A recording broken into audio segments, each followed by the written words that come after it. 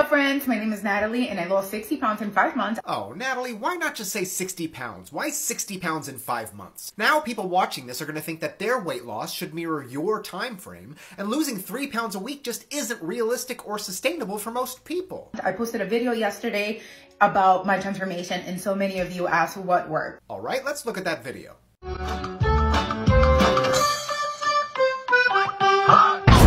Trendy. I'm worried about what's coming, but I've been helping people lose weight in sustainable ways for almost 10 years now, so I gotta ask, how'd you do it? Let's start from the beginning. In the past 10 years, I gained around 90 pounds, which is crazy to talk about it, but that was my reality. That's 9 pounds a year. Some of us just call that growing.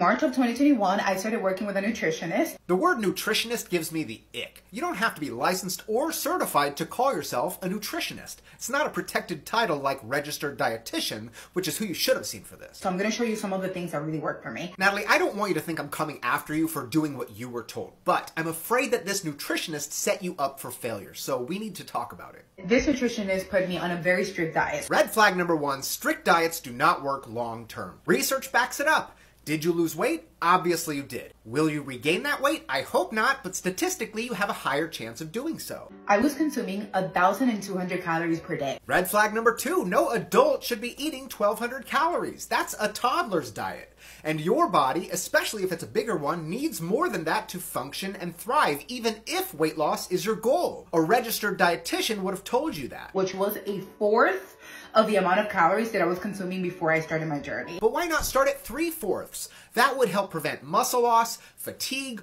uncontrollable hunger, and overall it would be much more sustainable in the long term. Number 2, eat in smaller plates. When you're consuming so much little calories than what your body is used to, you need to trick your mind into thinking that you're eating enough. Sorry, trick your mind into doing what? Trick your mind into thinking that you're eating enough. I thought that's what you said.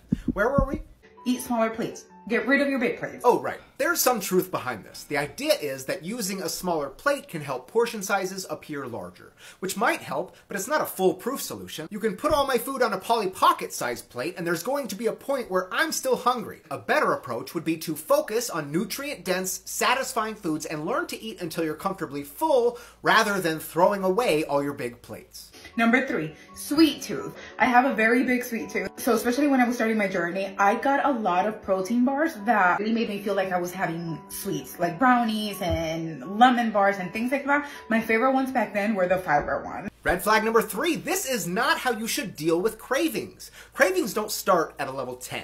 They start at a level 2. But when you put them off and tell yourself, no, no, no, a fiber 1 bar is just as good as that brownie I want, then later that level 2 craving builds to a 10. And then what happens? You end up eating the fiber 1 bar and also 4 brownies. Address your cravings early. Number 4, this is going to be sad, but you have to cut out bread, rice, and other high-carb meals. Red flag number 4, sad is right. You don't have to cut out carbs. They don't make or keep you fat unless you overeat them. Moderation. You have to make this a lifestyle. I'm not trying to get all, what is it called, like those people that are on the internet. This is not a diet, this is a lifestyle. But if you want this to work and if you want to see long-term results, you're going to have to take it seriously. Here's some food for thought. Don't worry, no carbs. Why is this extremely restrictive lifestyle one that only fat people have to live?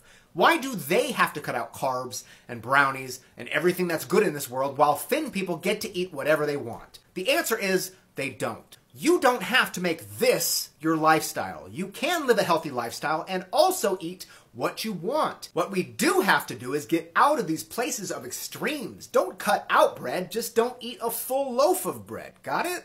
Go ahead, get rid of that rice, substitute it for salads or quinoa. What? Substitute rice for quinoa? They're virtually the same. In fact, quinoa has more calories. What are you talking about? So number 5, have 5 meals per day. Some people prefer smaller meals more often. Other people prefer bigger meals less often. My advice, find what works for you and do that thing. I would try to stick to 3 meals, and then by the end of the day, I was starving and I would drive by a McDonald's and have everything that I shouldn't have. If you thought a little more on this, you'd have found your answer in the very paragraph you just said. You said you found yourself overeating McDonald's because you were trying to stick to 3 meals a day. What you were not doing was listening to your normal hunger cues.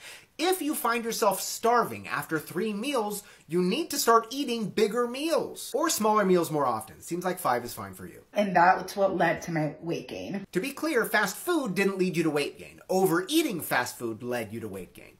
This was supposed to be the 5 tip, but I'm gonna give you 6, one that I just thought of. Oh, joy.